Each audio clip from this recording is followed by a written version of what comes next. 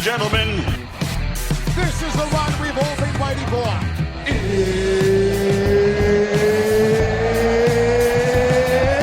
it's good night, freaking Irene!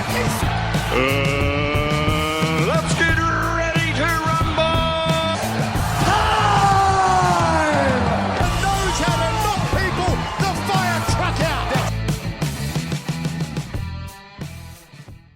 Ladies and gentlemen, how are we doing? Back again. My name is Kelly. And I'm Kurt. And we are back to do another podcast. We're doing a Q&A from some people that sent us some questions on their social media. These questions are from Instagram. But if you're looking to ask us any questions about traveling or training or any of that stuff, you can always send them to us. And if we get enough, we could do a few of these episodes.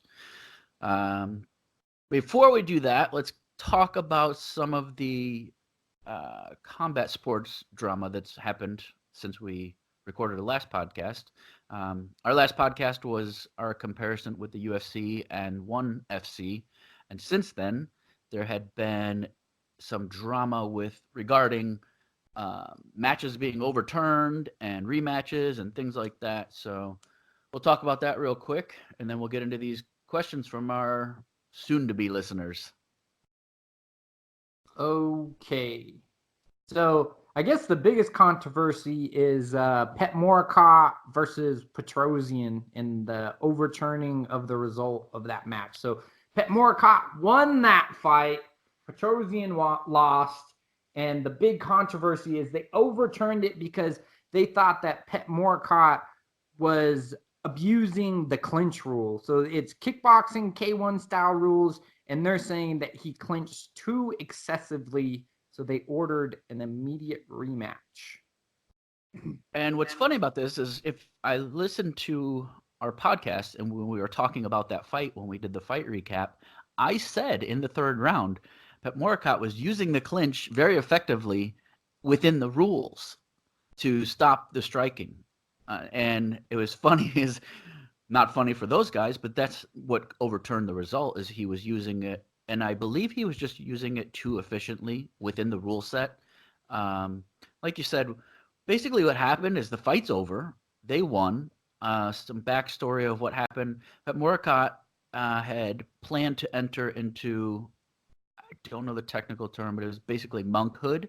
A lot of the Thais do that here as a tribute for something that they achieve.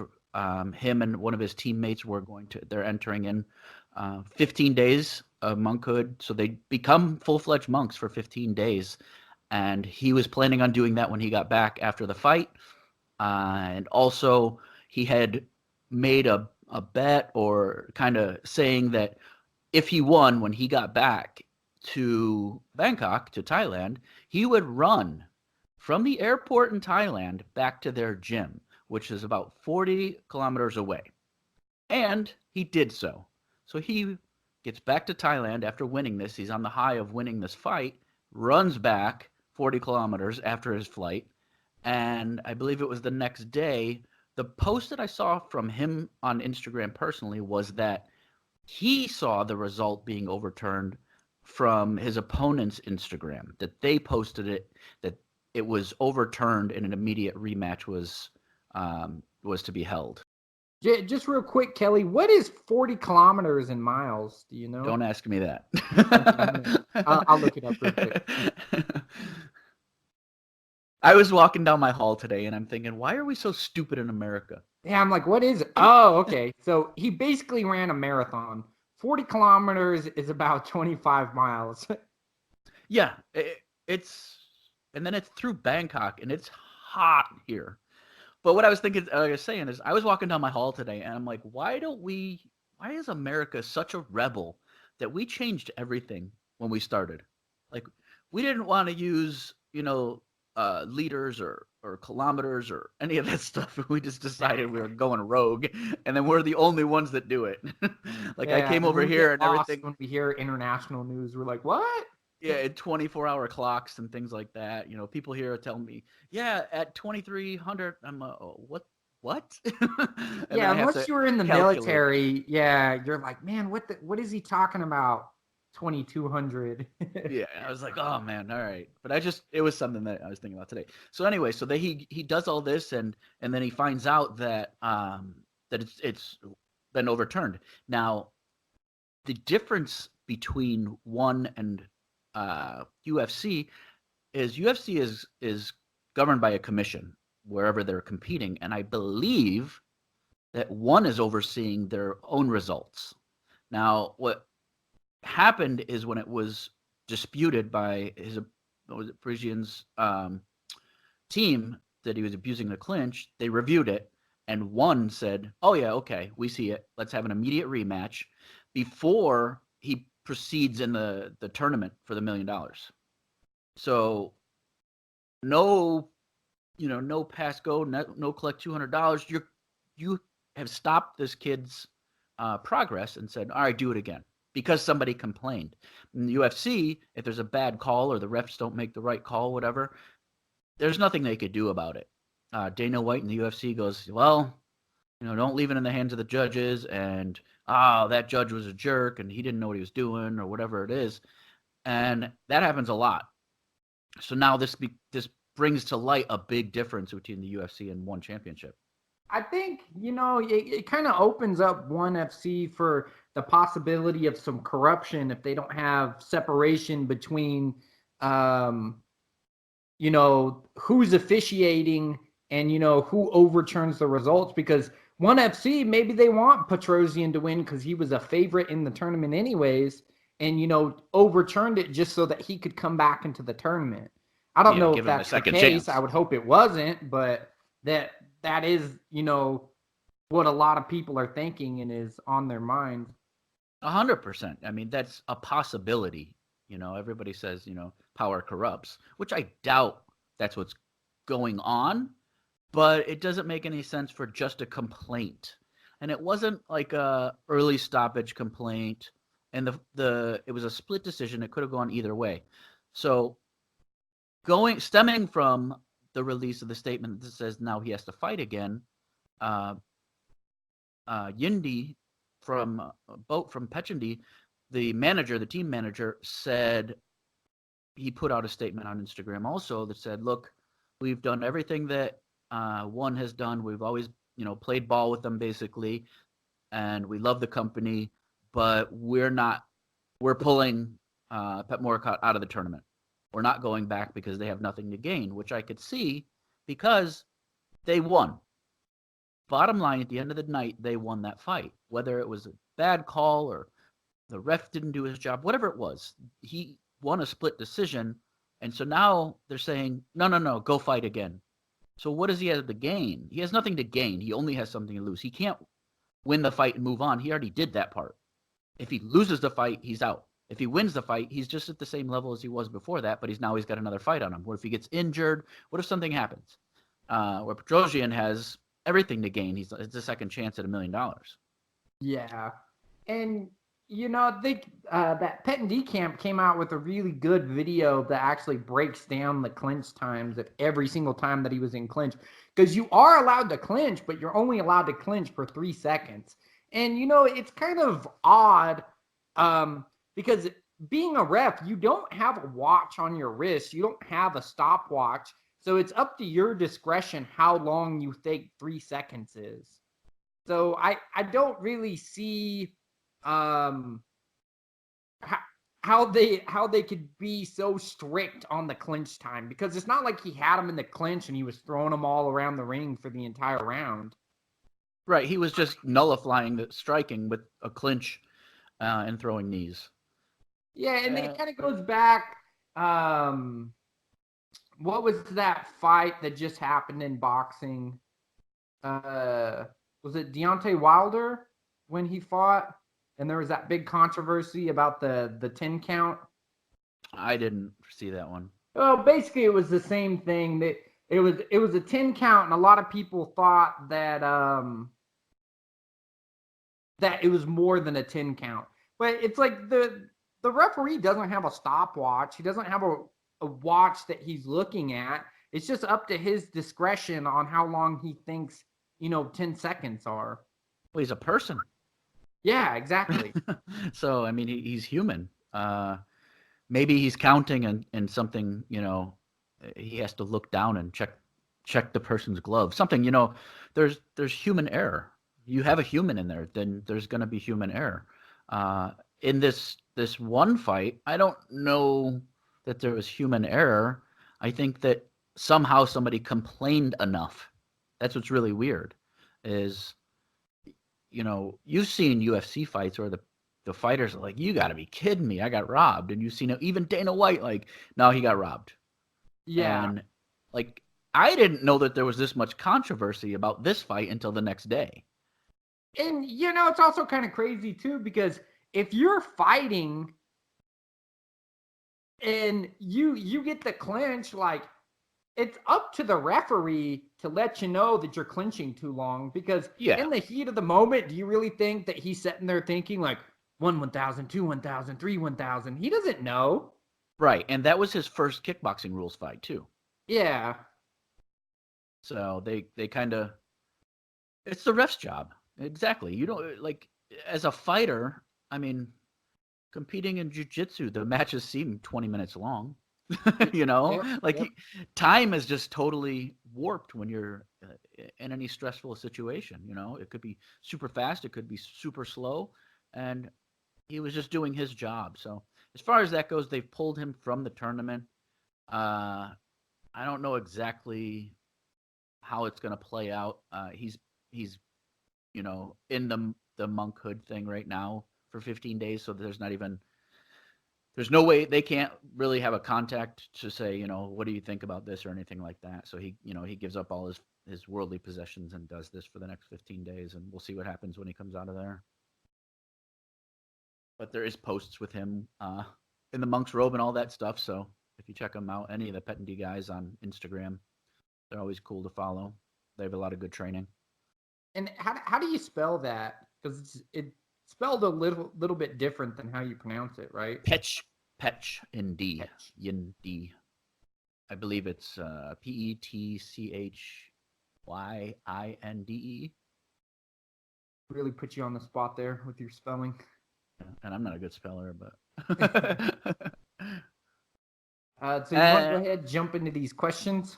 Yeah. All right. So we're gonna jump into some soon-to-be listener questions. These are just, we posted a post about, if you have any questions on our social media, to hit us up and ask us any questions about traveling and training over here in Thailand. And Matt, also good, from Instagram, he sent us a few questions, so we'll start out with that. And let's go with number one question. How long have you been traveling to Thailand and around Asia? You came here first. When did you come the first time? So the first time I came down there was 2014. And I want to say I stayed down there for probably a little over a year.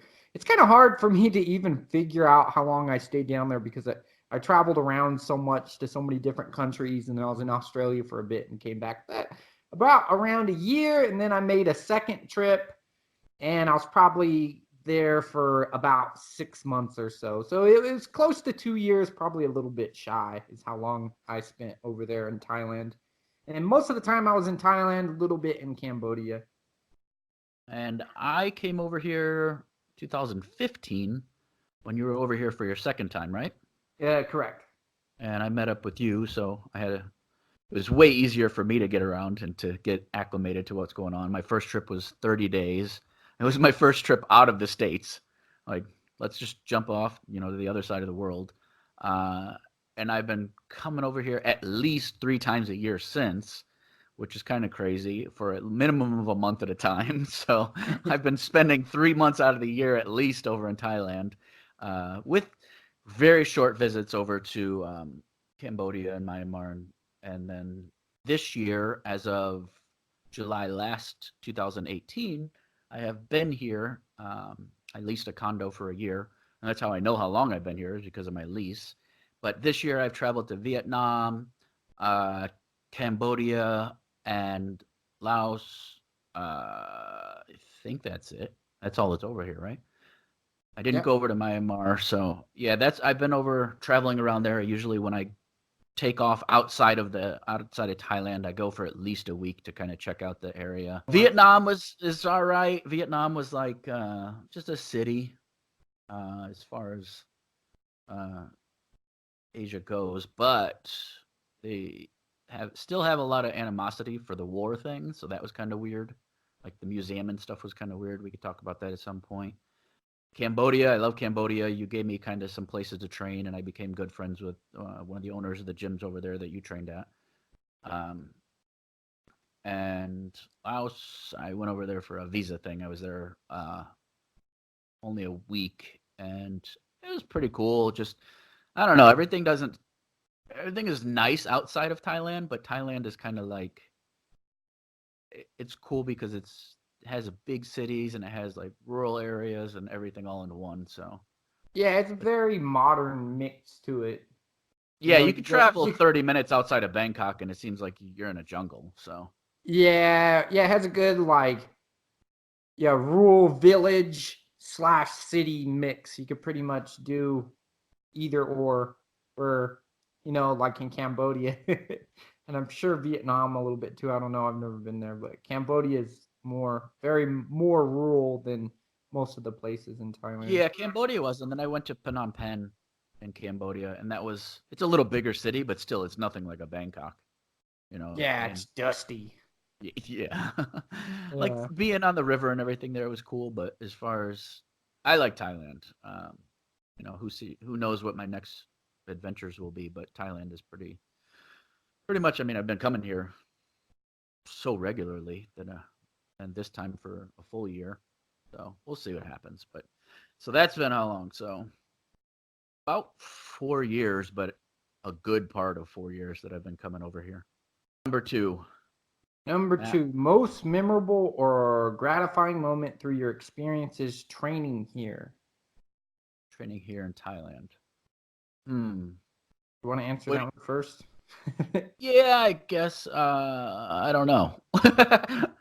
I was thinking the exact same thing. I'm like, man, there's so many. There's so much.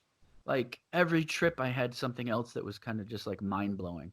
Even if it was just like a beach, you know what I mean? Like even if it was something small, but it was so memorable.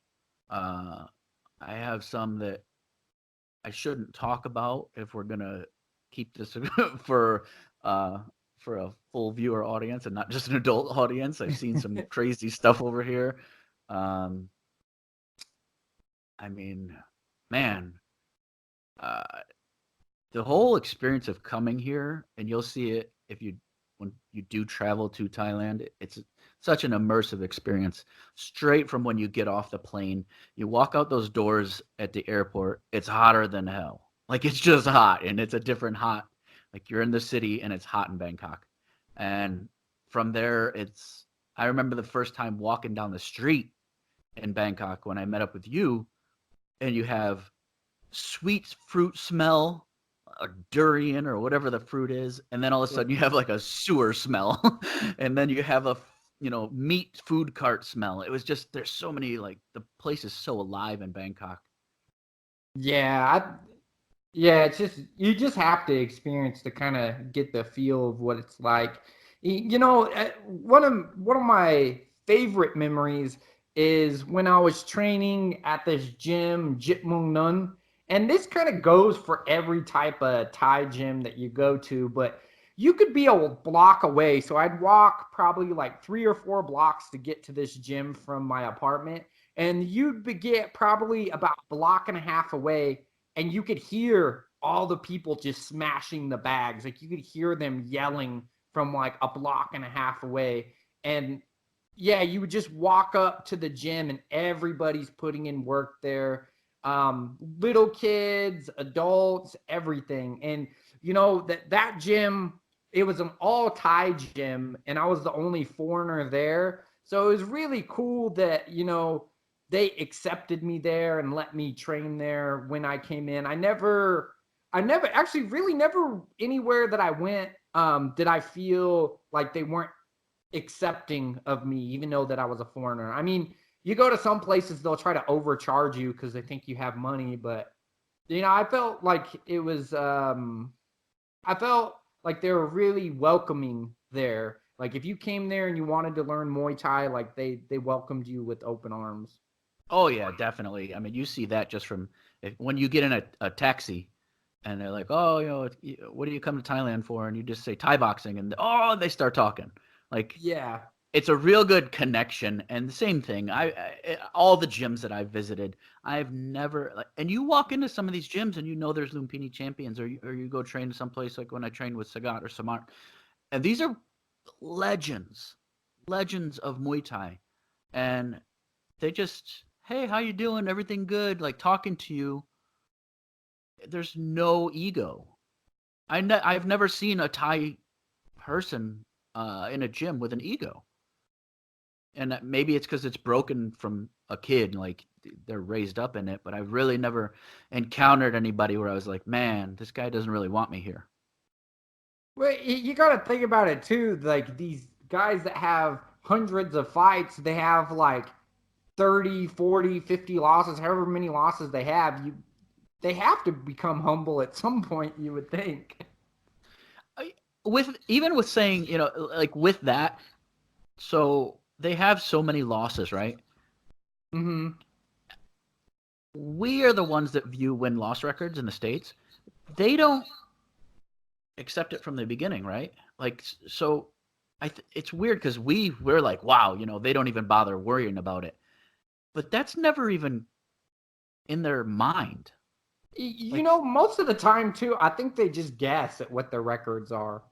Oh yeah, no. Because I mean, as a foreigner, you could go over there, fight 20 times, and then come back to the States and have no record and still fight as an amateur. Yeah. Which is crazy. But yeah, like you ask them how many fights, and nobody knows. Like, 327. Yeah. They're like more than 300, more than 200. Yeah. So, and then you ask them how many fights, and they're going back to like when they're 6 years old. Yeah. Yep. Like when I met Stamp and her little brother, and her little brother was, I think he's 11, and he's got 50 fights. Yeah, it's crazy. So like Stamp Fairtex, and her little brother's always with her, and they were like, "Oh, this is Stamp's brother, and he fights next week." And they're like, "Yeah, he already has 50 fights." I'm like, well, 50 fights, this little kid. It's definitely amazing. But as far as like the most memorable thing, would be just getting to experience Thailand, the whole experience, from the culture to the Thai boxing to the nature to the beaches. It's just Thailand. You have to experience it to understand. So go ahead, go into question number 3, which I already kind of answered this on my end, but you've trained at a lot more places than me. It's what's one of the gyms you like training at the most, or just had the best vibe? And that goes back to, like we were just saying, I'd love to answer these questions directly.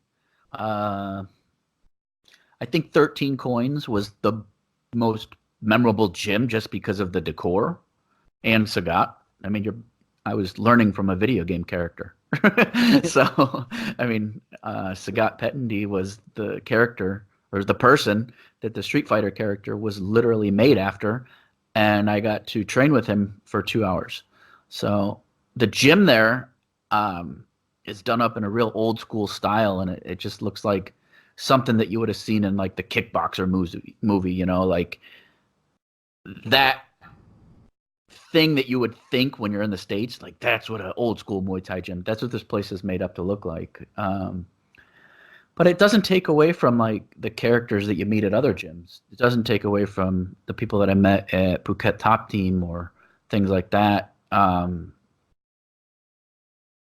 As far as just cool gym, 13 Coins was like the cool gym that I went to. Yakao Training Center is tiny, one ring, but you have people like Manichai, Singdum, Sanchai, all training in there in like this small area. So like that's like mind blowing when you walk up to that place. And just to touch on what you were just saying, the hitting the pad thing. When I stayed at Phuket Top Team, my room was probably 10 feet from the rings. Like my room and then the gym was right next door. when you watch the videos I have of the pad course that I was doing, you can see I walk out and I walk right next door.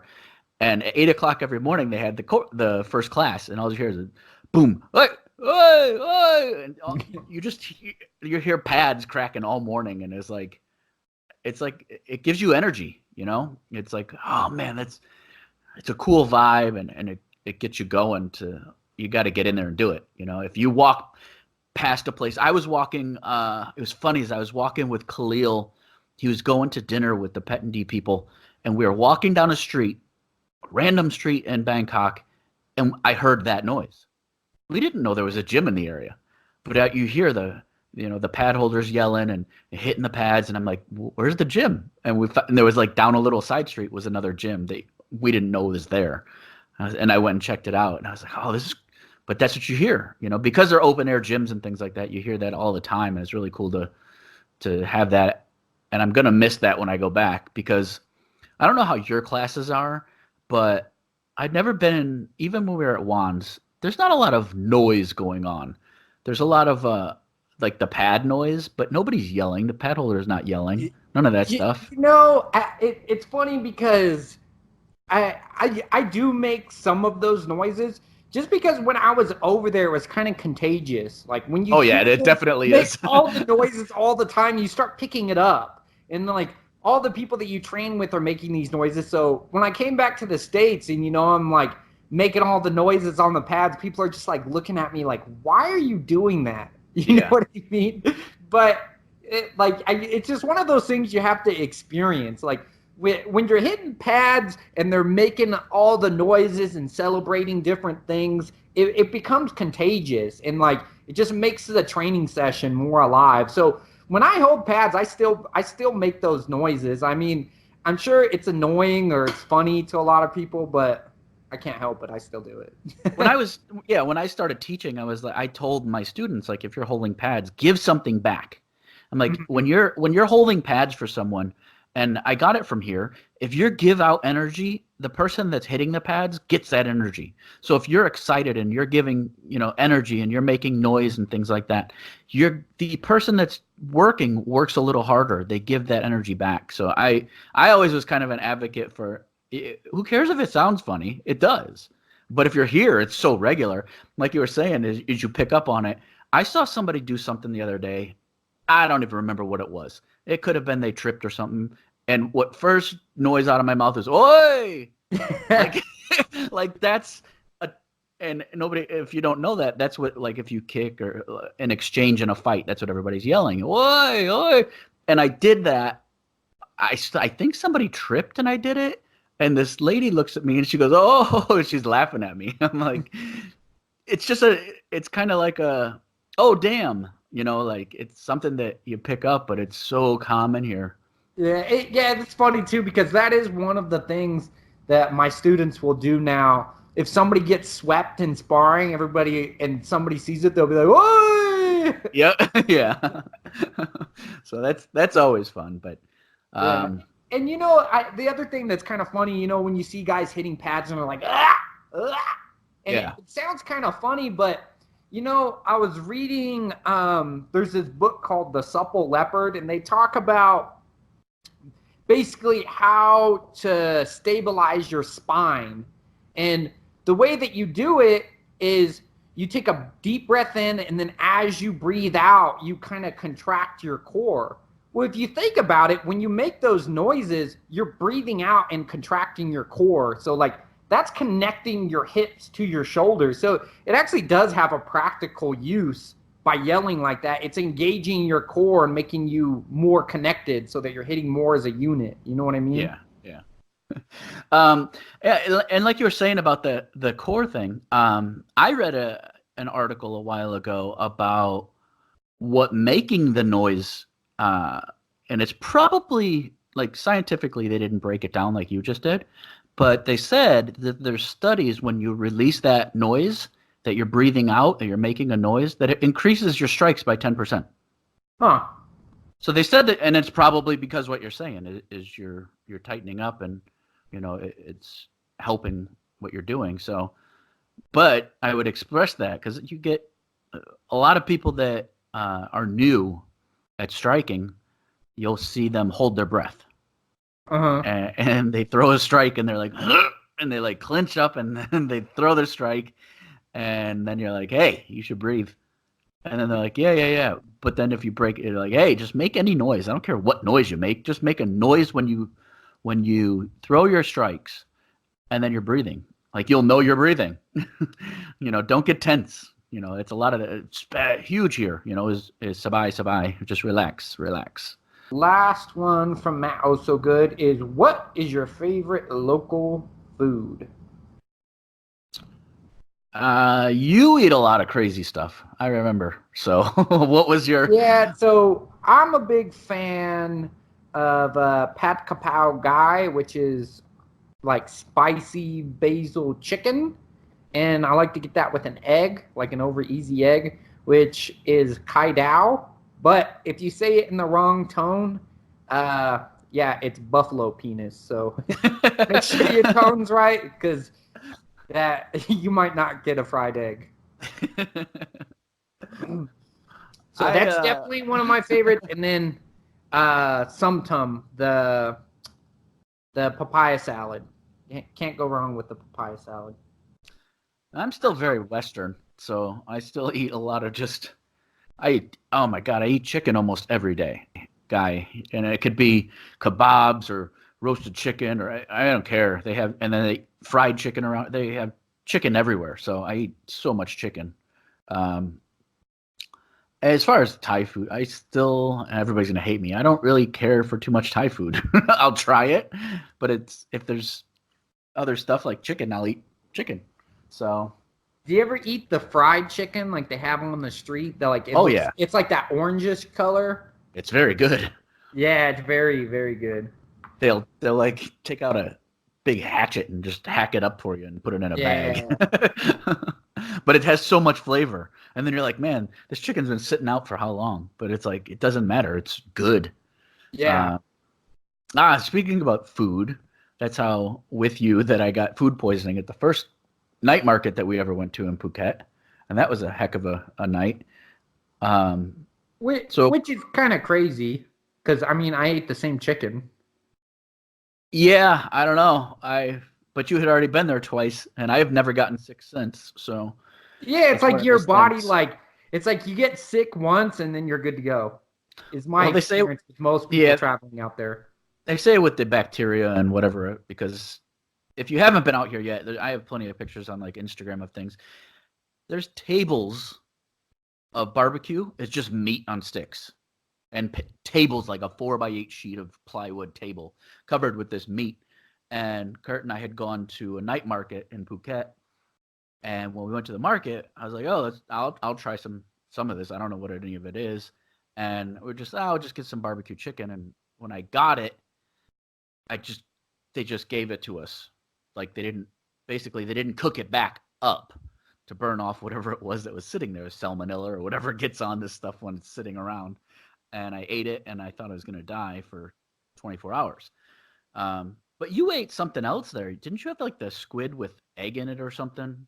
I don't know. I just walked around pointing at everything, and then I ate it. Because I have a video of you eating like whatever that was, like squid on a stick. Yeah, I think I do remember. I've eaten so much stuff over there, I don't even remember. But it sounds like something I'd eat.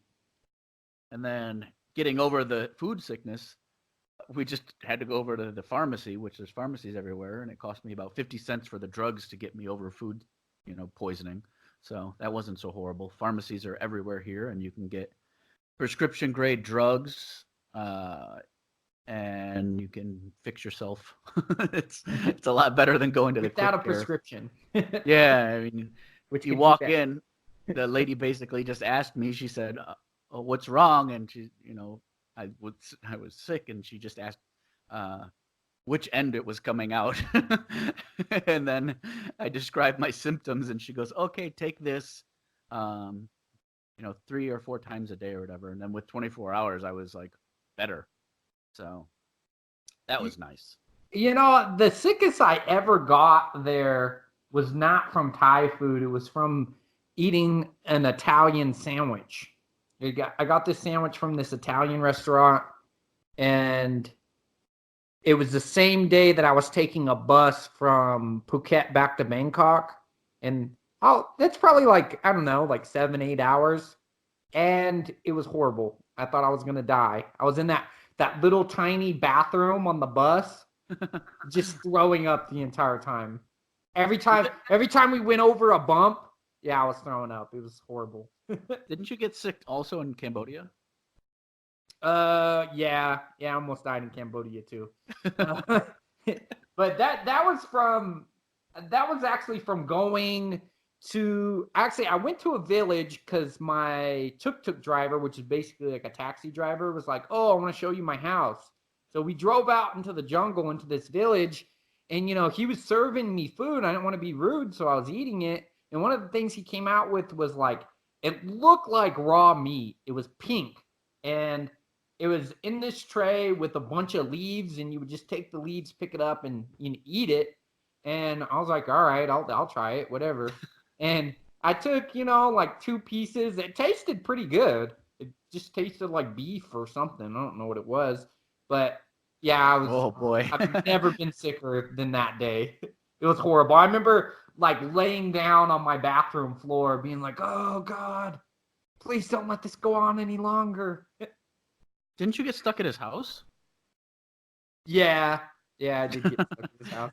I wasn't going to go into that story, but yeah, I did get stuck at his house. And it's, we were there in Cambodia, and he took me to his house, just to hang out for a little bit. And they were trying to like set me up with the village chief's daughter. I believe it was his daughter. And I was like, no, I just want to go home. And they were getting pissed off at me. And they're like, what do you mean you want to go home?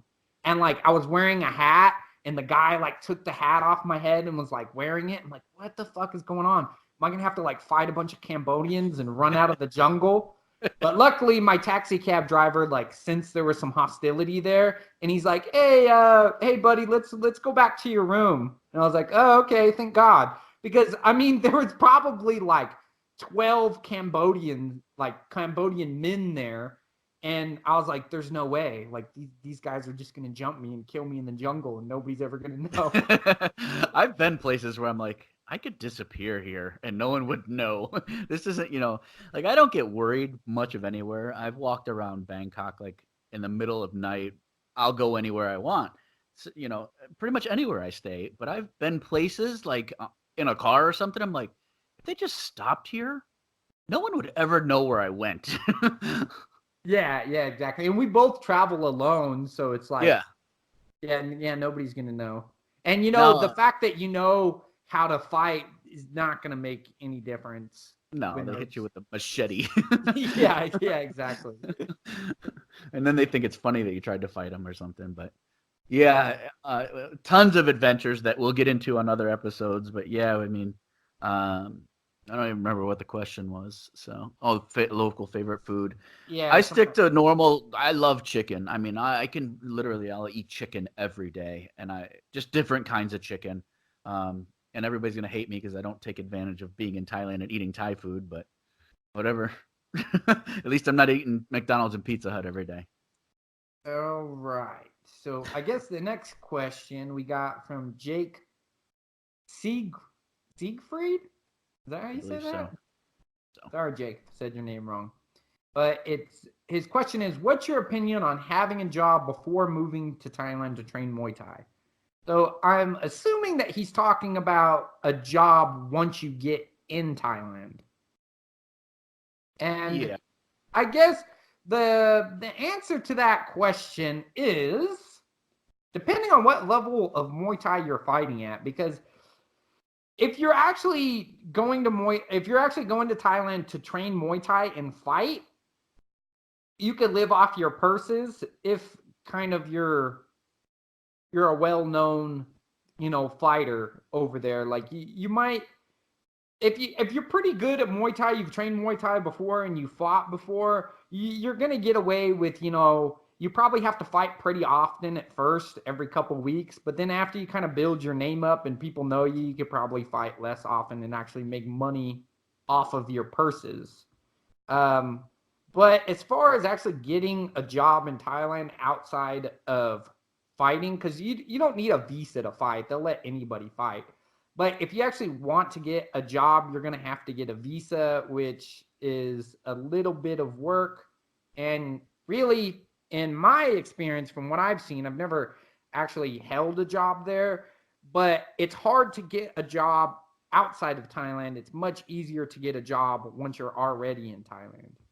Yeah, not a visa. You're talking about a work permit. Yeah, that's what I meant. Yeah, So you have your visa, and you have to be on the right type of visa. See, working in Thailand legally is very hard. We're held to a different standard. Any job that can be held by a Thai national in tourism and a lot of these other industries cannot be held by a foreigner. Like you can't get a work permit to do these things. So you legally just cannot work. You can't work in tourism, but you'll see people doing it. If you get caught, they just kick you out and they fine you a bunch of money. So as far as working here, I don't work here.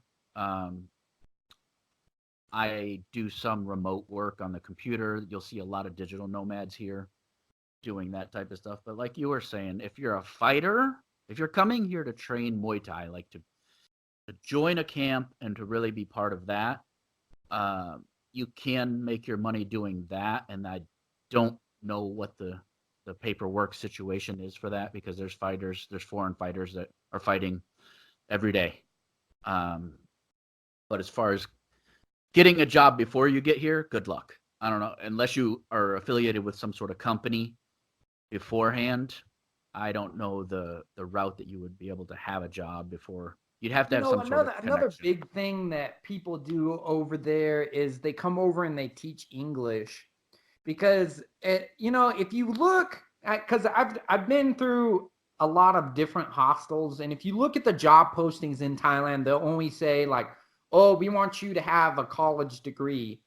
But in reality, most of those places don't want you to have a college degree. So then you get all these yahoos out there teaching English, which is crazy because I met this one guy. He was from London, and I could not understand his English whatsoever. And he was an English teacher there. Yeah. Yeah. Well, a lot of what they're doing now, I mean, you started coming here, 5 years ago, is online teaching English, and you're doing it to like Chinese students and things like that. And Oh, you're I've a seen private, that before too. yeah, you're a private teacher. So a lot of people come out here and do that. You just need internet, and you sign up for a few hours a week, and there's ways to like kind of they ask you for your qualification, and it's not like a degree is not needed for different sites online.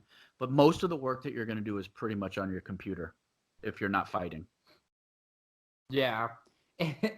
I mean, you can get a college degree if you just want to go down to Coastal Road. They sell them down there. You can get any university that you want. Any university you want, you could get there right on Coastal Road. Not too hard to find. Somebody was asking me the other day about, I don't remember something about counterfeit license or something he was saying. And I was like, I've never seen anyone carded going into like a club. I've never seen anybody carded for alcohol here. Oh no. And as far as like you need any of that stuff, go to Coast on Road. I'm like, you can become a doctor tonight from whatever university in America that you want. All you have to do is pay this. It's like they're not cheap because they look legit, but they're cheap. It's not a $80,000 college education, and you have the certificate. Yeah, it's crazy too because I definitely would not want to try it, but they have passports and all kinds of stuff that they sell right there. Well, yeah, Thailand has. Which also is pretty funny because it's located right around the corner from the police station. And there's police all the time right there. So yeah, every once in a while they'll pack up. Like there's a certain time of night where the police make their scheduled rounds and they'll pack up. But yeah, there's no surprise visits.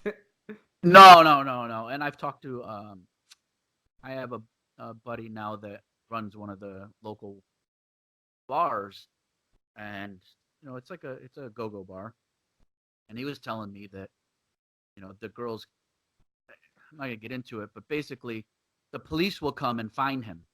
So the police come through and they'll find him if there's any wrong going on in the club. The manager has to pay this. So, but there's other police that just call him up and tell him when the police are coming. So Thailand is we'll definitely get into some of that stuff in the podcast. But yeah, Thailand is a different Wild West type of place in some aspects. And then the other aspects, it's very like, don't do this. Yeah, it's very interesting. There's their own set of rules. It's totally off subject, but when I go over where I'm staying in a place called Jam Tien, and where Pattaya is, we're kind of more of the main city or type place where they have everything. 10 minutes away on it's called a bot bus, is a little truck that you get in. You pay 10 baht and you can go over there. But as of the last week, on my way over, every night there's police barricades, and anyone on a motorbike, on a scooter, is getting pulled over and ticketed. Anyone. You have to have everything in line. And anyone, I mean, as a foreigner, anybody that looks like they're not Thai. If you don't have a helmet, even if you have a helmet here, they're pulling you over because people think they have international licenses, and you don't have a motorcycle license here, so they'll give you a ticket. And it's like a pay on the spot ticket. It's real shady stuff, but that reminds me of a funny story. I had a buddy come and visit me from the States, and he rented a motorbike, and I was riding with him on that motorbike in Phuket, and they pulled us over because they were pulling over all the foreigners. We had our helmets on, but he didn't have a motorcycle license. He just had his driver's license from the States. So he asked him for his license, and he just whipped out his driver's license from the States, and it caught the Thai officer off guard because he's sitting there looking at it. He just hands it back and then lets him go. It's like, yeah, nothing on there says that he could drive a motorcycle, but for whatever reason, he took it as good, and he just gave us the thumbs up, and we drove off. Well, a lot of people get scared by the checkpoints and stuff, and they get nervous and they don't know what to say, and then the officers can seem very intimidating too when you stop there. Yeah, they scare the people, and they get right in front of you. They stop right in front of you and make you pull over. Yeah, because I've always thought, I'm like, what if I'm driving through there? Why wouldn't I just keep riding? But they'll walk out and pull you over. I was the place last night where I was at, I was getting some food, and all the police were standing in an intersection, and the light was red, so they're watching across the street, getting ready to grab all the motorbikes, and you could see them pointing out who they were pulling over. Another funny story. I was friends with a guy from Russia, and he got arrested by the Thai police for driving intoxicated on his motorbike. And, they arrested him, and he live streamed from the inside of his cell, the police station, of him being arrested. It's like they don't take your phone away. Well, they don't want you to be bored. Yeah, they don't want you to be bored in there. We'll have to get into kind of the police stories, but yeah. I've heard when you get pulled over, if you're drunk, they give you your ticket, but then you get to ride away. Yeah, it makes no sense. They're like, really okay, is the Wild West. And then in other aspects, such as e-cigarettes, are crazy illegal. You'll go to jail for them. Oh wow! I just met a guy when I was in Bangkok last from England, and he came over. He was talking to me, and he was just in awe of how crazy it was near one of the red light districts. And there's normal restaurants and everything around too, and normal bars. But he was like, "Man, this is crazy." And he's talking to me, and we're talking for a little while, and he was talking about how crazy it was with prostitution. And I'm like, it's illegal, right? And he's like, yeah, that's what's so crazy, because they're red light districts, but prostitution is illegal. But it just goes on in these certain areas. And he goes, what else is crazy? Those e-cigarettes? And I'm like, yeah. I go, those are crazy illegal. He goes, I went to jail. I'm like, what? And he goes, I went to jail 2 nights ago because of it.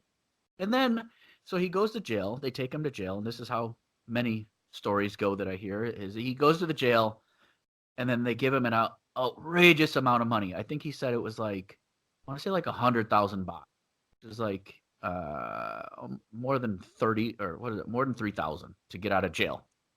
And he's like, I don't have it. He's like, you guys got to come up with a better answer. And he's like, so they will. Basically, I don't know this for fact. My impression and what I've heard is they're pocketing the money. So they take you to jail. There's nothing really written up, but you're doing something illegal. So they were like, well, how much do you have? And I don't remember what he told me. It wasn't very much. Maybe they ended up, he said like, I have 3,000 or 7,000 or something on him. And he's like, I have 10,000. And they're like, okay, give us 10,000. So they wanted 100,000 baht. And then they were like, okay, we'll take, 10,000. But he's like, I don't have it all on me. The rest of it's in my room. He goes, they put me in a cab. They kept my license. Or no, they kept a license and his cell phone, I believe. Put him in a cab, made him go to his hotel and get the rest of the money, bring it back, and he paid. And they were like, okay, now you can go. And then give him his e-cigarette back. So Makes no sense. The illegal part, he was like, what the hell? They gave it back to me. He goes, now I just leave it in my room because I'm scared. Yeah, forget that. I remember when I was down there, I probably told you this story before, when I crashed my motorbike into this Thai guy's truck. And, I slid the motorbike underneath his truck. And I went up to him. I apologized. He was super cool about it. And him and his buddies helped me pull the motorbike out from underneath his truck. And the police officer showed up. And all he asked that guy was, how much do you think it'll cost to fix that dent in your truck? And he was like, I don't know, probably like 5,000 baht, which is what, like 150 bucks or something? Yeah. And I gave the guy 5,000 baht, and I didn't get a ticket or anything. He just left. Yeah, and then sometimes they're real strict, and it's just very wishy-washy. It's Yeah, they just make it up as they go. It's hard to navigate. Like Yeah. One thing that worked one day is not going to work the next day. Yep. So I guess we'll move on to the last question, which we kind of covered. From Rhiannon Dabs, is the food as good as it looks? And the answer is yes, if you like spicy food. Oh, even if you don't, man, the food is amazing. Yeah. Yeah, Really. it's really good. But a lot No of matter- it's spicy. And no matter what you're eating, though, it's good. I guess you could get bad food, but the chances that I don't get a lot of bad food compared to the States. Yeah. We've talked about it a bunch of times. You and I running around and would run into like a McDonald's for something real quick in the middle of the day, but your McDonald's food was fresh. Yep. Yeah. And it tasted different. I've been to the grocery store, I think 3 times since I've been here. I have a stove, I have a refrigerator and everything. I go out to eat every night. Like there's markets, there's food carts, there's things all around my condo. I'll go eat every single night I go out to eat. And the food is great. It really is super great. cheap. Oh my God, cheap. I'll spend about $3 on dinner. And that's fresh food. Like how you can't. And it's a lot of food too. $3 worth of like Thai street food is a lot of food. Oh yeah. I mean, a lot of times you can't finish what you get. Even like when I get with the kebab things, it's just the chicken in a wrap. There's one place because I don't get a lot of stuff on it, and the lady makes them for me, and it's not like the Subway where they measure how much they're putting in something.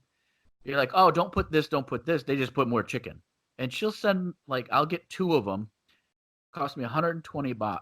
And these things are huge. Like, I'll feed one to the dogs because they're, so big.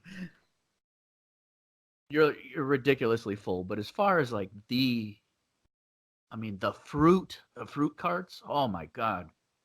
Fresh fruit no matter where you go. They chop it up for you, and it's amazing. It's all good unless it's durian. I see people eat durian, and I've never tried it. I just don't like the smell. You've never tried it? I had an incident. I don't know if I told you about when I was on You PP Don. gotta taste it at least once. They have it on pizza. Oh, In Laos, they had it on in Pizza Company. They had a durian pizza. so just so everybody knows, durian smells like dirty feet. It's what it smells like. Sweet dirty feet. Yeah, sweet dirty feet. So And when you taste it, it tastes like sweet dirty feet.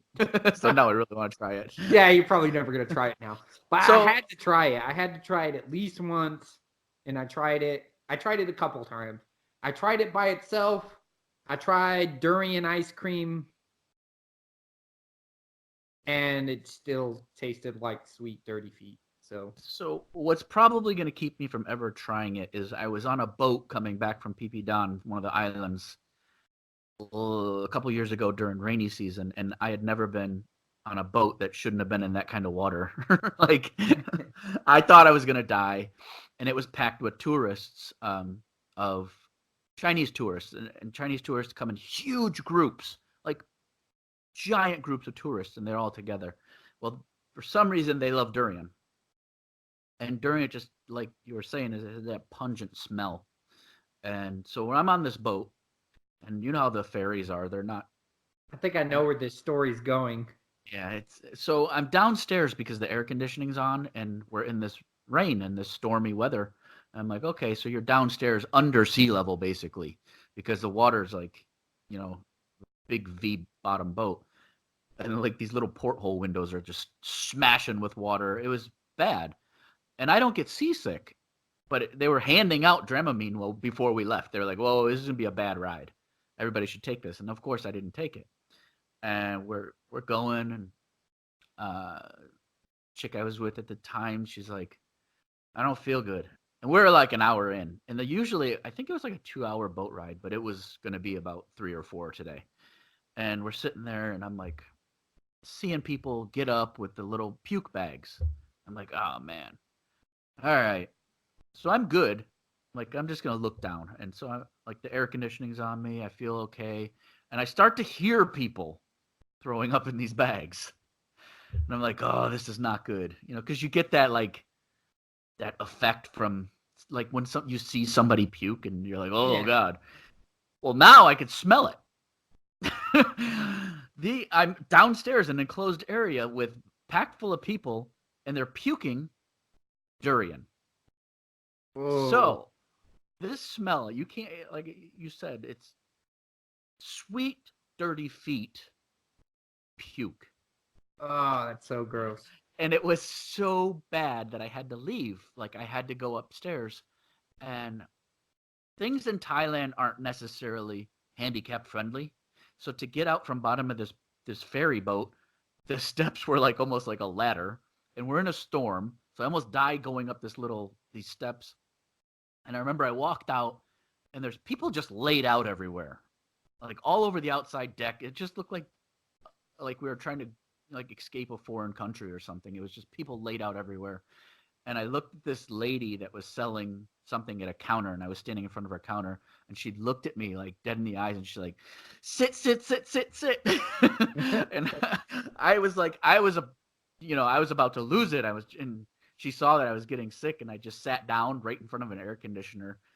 And I had to look at the floor the whole time, but the cold air was the only thing. And I was just like, I can't puke, but that's all. The durian, man. Now every time I smell it, I think of that moment. So I don't think that I'll ever be trying it. Yeah. It was a very scarring thing. Yeah, I remember being on one of those boat rides too. The same thing happened, except I was lucky and they weren't all eating durian. But yeah, I just remember sitting on that boat doing the same thing. I'm like, I got to fix my eyes on one point, and I'm going to breathe really deep. Yeah. Because I don't want to throw up, and everybody around me is throwing up.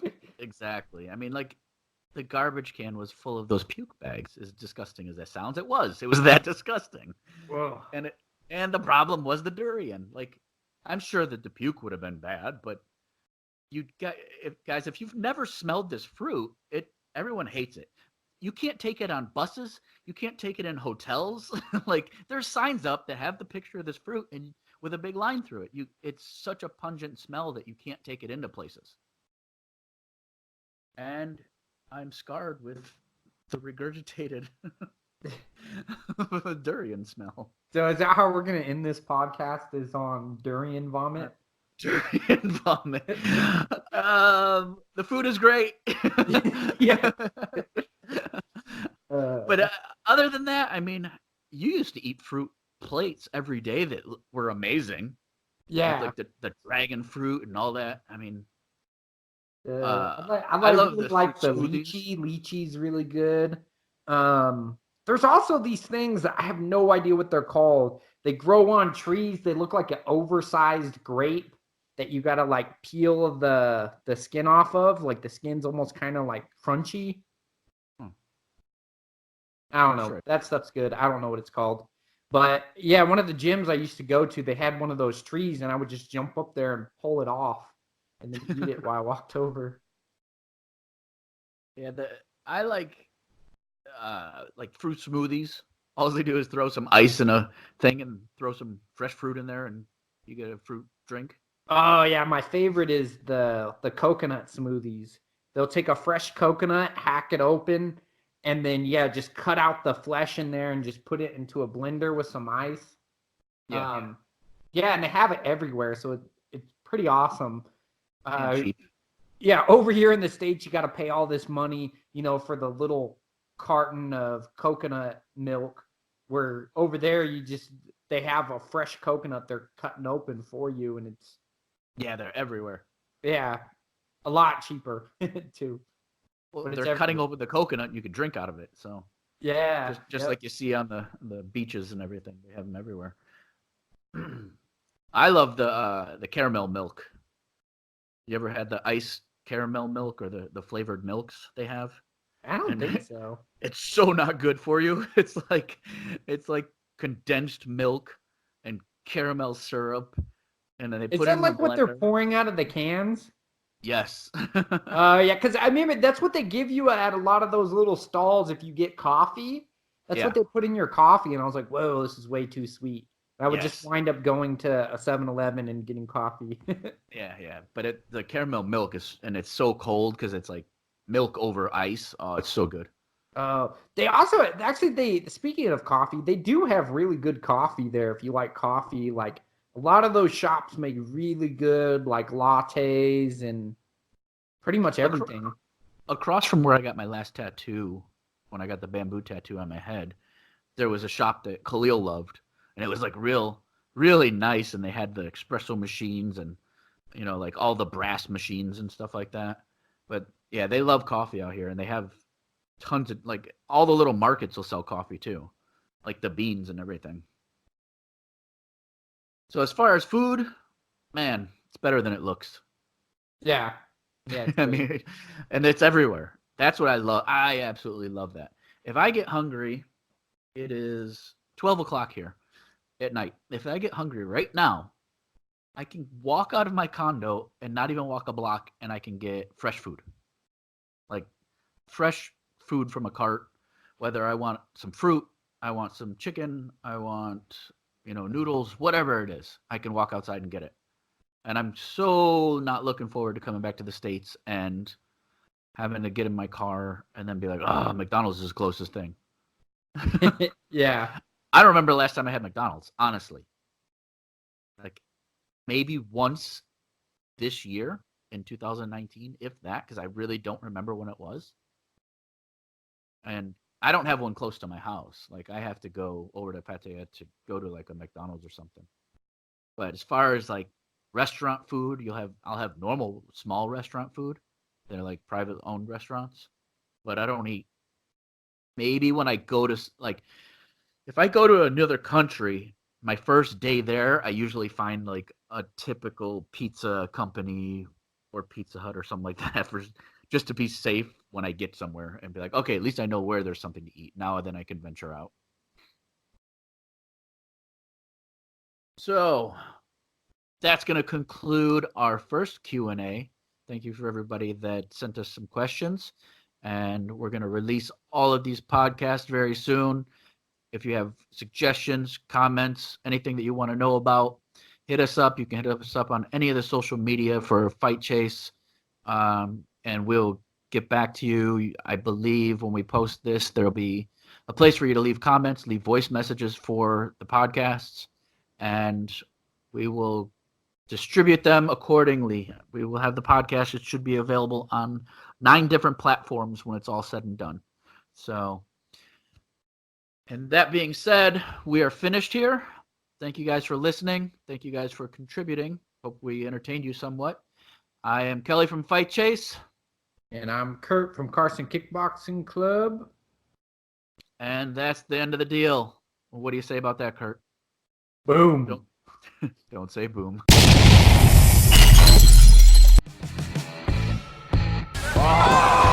big kibosh! Lobs out moisture, seals in freshness.